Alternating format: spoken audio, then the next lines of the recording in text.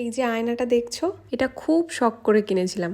এখন এই আয়না আর বেসিন এই দুটোরই পজিশন চেঞ্জ করতে হবে। এখানে এই মুখ ধোয়া বা যে কোনো কাজ করলেই জল তো ছিটবেই, আর এই জলের দাগ এত বিভৎস দাগ, গ্লাসগুলোর অবস্থা খুবই খারাপ। ভাবছি জানলার দিকে ওয়াশিং মেশিনটা রাখবো। এই কঠিন দাগ তোলার জন্য আগের দিন ভিশালে অর্ডার দিলাম এটা। কলিনের মতো, কিন্তু কলিনের থেকে অনেক দাম কম। তবে এই কঠিন দাগ শুধুমাত্র এটা স্প্রে করে কাপড় দিয়ে মুছে নিলে কিন্তু যাবে না। তাই আজকে আমি ব্যবহার করছি Agaro delight electric glass vacuum cleaner. এর সঙ্গে একটা স্প্রে বাটল দিয়েছে, তার সঙ্গে মোছার জন্য একটা দারুণ ব্যবস্থা।